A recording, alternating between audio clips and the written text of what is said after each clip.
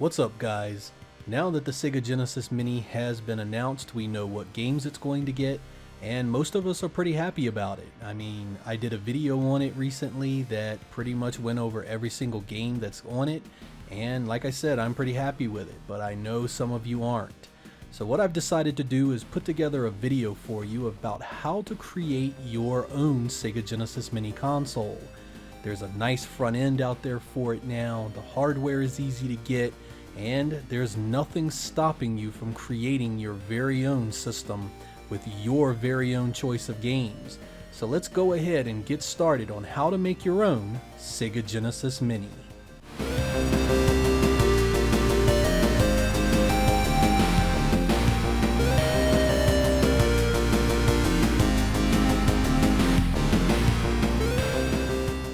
Alright guys, first and foremost you are going to need a few things for this build, and the heart and soul of it is going to be a Raspberry Pi, and you can pick this up anywhere. It's not particularly expensive. You're going to pay $30 or $40 for it depending on where you go. The Raspberry Pi 3 is probably what you want to go ahead and shoot for. Make sure it has 1 GB of RAM, and like I said, it's not too expensive.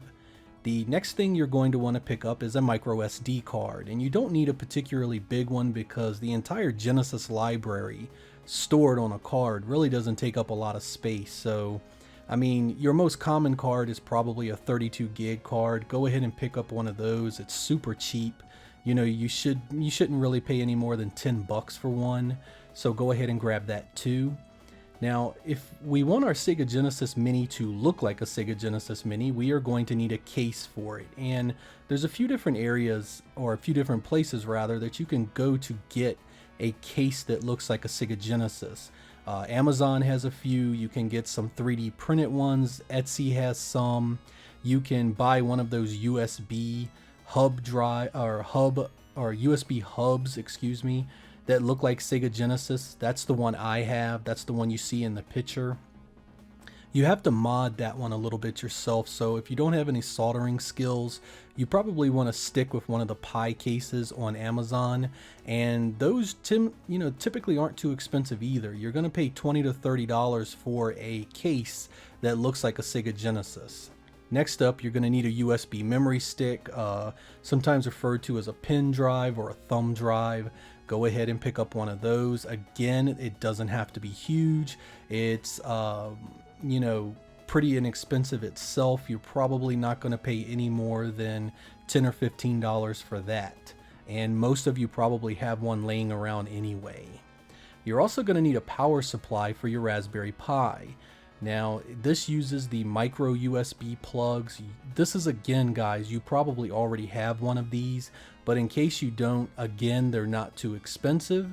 And the last thing you're going to need is a controller. Some of you are going to want the more authentic experience, so in that case, just grab a USB Retrobit controller that is officially licensed by Sega. These controllers are fairly well built and they do the job. Some of you are going to want some more options out there though, and the M30 by 8BitDo is a really good controller if you want to give it a go. It's one of the best digital pads that I have ever played with in regards to a third-party controller, so you can go this route too. And these controllers, again, aren't too expensive. You're probably going to pay, I would say, between 15 and 30 bucks for a controller, so again, not too expensive. So our entire list of items here shouldn't cost you too much more than what an actual Sega Genesis Mini is going to retail. Now, before we start messing around with the hardware at all, we're going to want to go ahead and download a few pieces of software. I want you to head on over to blast16project.com. This is going to be our front end for our Sega Genesis Mini. And the guy that did this was actually trying to get Sega to use it in the early days, and it was in consideration, but it didn't quite make it, and he has thrown it out there for free for anyone to use it. And it is a very smooth running front end. It looks good, it's got the options that we want, and it is exceptionally easy to install. So this is the one we're going to use. So go ahead and navigate to the website, hit the downloads button at the top, go ahead and download the image for the Blast 16 software.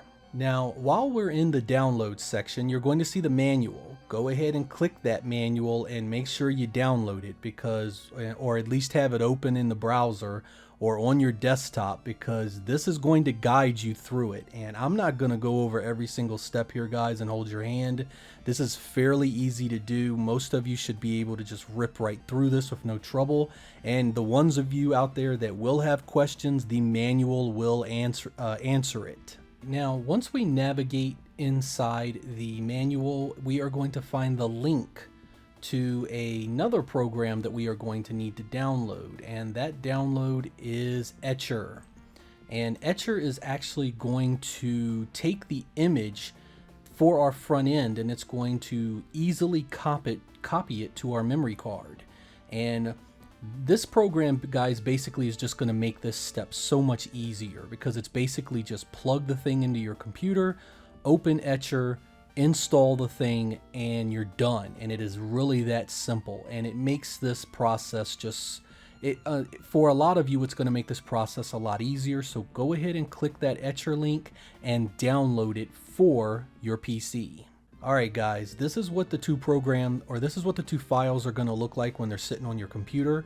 You're going to have the Etcher program, which we need to install, and you're also going to have the image, which we need to unzip.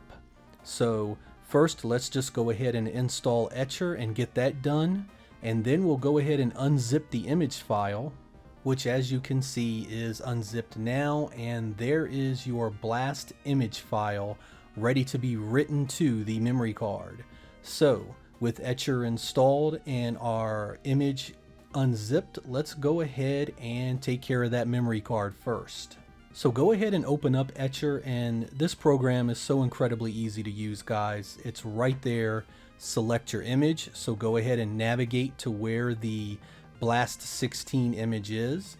Then select the memory card that you have plugged into your computer, and then basically it's just write it to it. It really is that simple. Once it's done, you can take the memory card out of your PC and it is ready to put into your Raspberry Pi. Okay, at this point, if you go ahead and power up your Raspberry Pi with the memory card in it, the Blast 16 program is going to launch, and this is the front end that you're going to see. But of course, we haven't put any games on it, we haven't put any box art on it, so now we're going to have to do that. With our USB drive plugged in, let's go ahead and create our first folder, which is a games folder. So just go ahead and right click your mouse and create new folder and name it games, lowercase G-A-M-E-S, games.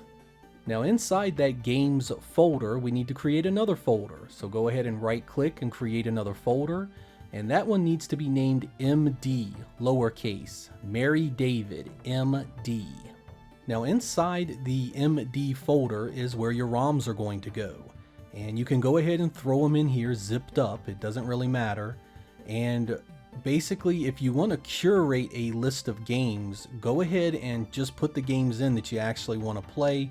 Or if you're one of those people that want the whole damn Genesis library on it, you can do that too. So like I said, in the MD folder is where your ROMs are going to go. Now once you have your ROMs in there, we need to create our box art. And the way this works is inside that MD folder where your ROMs are, you need to create another folder. So go ahead and right click, create folder, and name it box arts, lowercase box arts. Now guys, inside this box arts folder is where your box art is going to go. Now there's a trick here that you need to pay close attention to, because this can really screw you up. What you need to do is you need to make sure that the corresponding box art for the ROM is named the exact same thing. So in this particular case, I'm going to use the first game on the list, which is the Sega Genesis 6-pack. Now as you can see, my ROM is called 6-pack USA. Now when I go to my actual box art for it, I need to name it the exact same thing. So it needs to be exactly the same. 6-pack, spelled the same, with the USA behind it.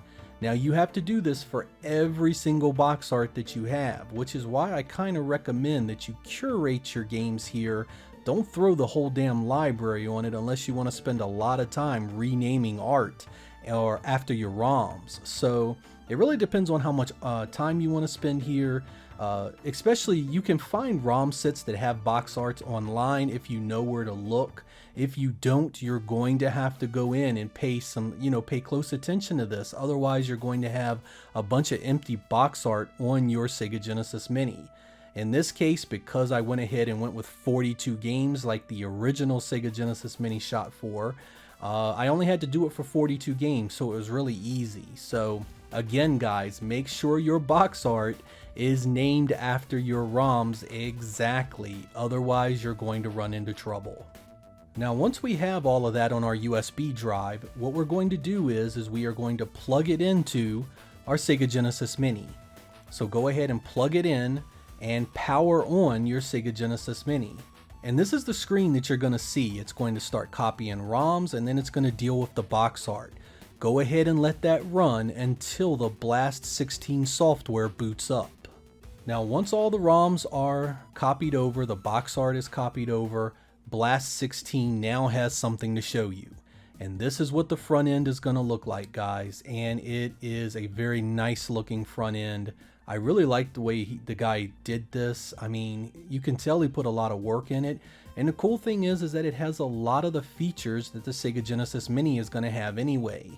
You can set up your controllers, you can choose the buttons for each one. Say you use a controller that doesn't have the default layout like a Sega Genesis pad. Well, you can go in and change that to however the hell you want. And another thing is that this supports save states and whatnot too. So you can, I think it's got 4 per game. So each game is going to have 4 save states that you can do. You can also change the display at the top. You can call it Sega Genesis, you can call it the Japanese Mega Drive, or you can have it display the Japanese Mega Drive symbol or the European Mega Drive symbol. Now guys, I kind of pretended that I was in charge at Sega of this project, and what 42 games would I have chosen? You know, if the higher ups came down, slapped down this project on my desk and said, hey, we want to do a Sega Genesis Mini with 42 games, get it done. What would I do? What would I curate? What would I set forth to cover for this particular project? And that's really how I approach this. What would Sega Lord X, Mel, go ahead and put on his Sega Genesis Mini had he been in charge of this project? And that's what you're seeing here, guys. These are the games that I would have put on it for everybody to enjoy. So there we go, guys. Information on how to build your very own Sega Genesis Mini. Now, what we just went over isn't going to be incredibly expensive, and it is very easy to do. I highly recommend it for all of you out there that were not happy with the game Sega had chosen. Now guys, I want to be very clear about piracy here. I do not condone it when a product is out there for you to support, when software is out there for you to support. You know, I can understand you going a different route if all you can do is go gray market way and, you know, buy a game off of eBay, and that's the only way to get a game. I understand when you want to go an alternative route that way, but seriously guys, if you have a way to buy these games officially, support it. Even if you go this route and build your own Sega Genesis Mini, consider buying the official product. And at the very least, man, I mean, go onto a product distributor like Steam and buy some of their Sega Genesis games on there just to throw some money their way. For God's sakes, man, support these companies when they do something right. It's the only way we're going to get more products. It's the only way we're going to get newer versions of these old products. I mean, we have Panzer Dragoon, you know, remake coming out for the Nintendo Switch, man. Games like that are what products like the Mini are going to help support. So for the love of God, even if you go this route, make sure you buy something somewhere to support Sega and keep them going. It's the only way we are going to see additional products come our way. I'm Sega Lord X. Thank you guys for watching, and I will catch you next time.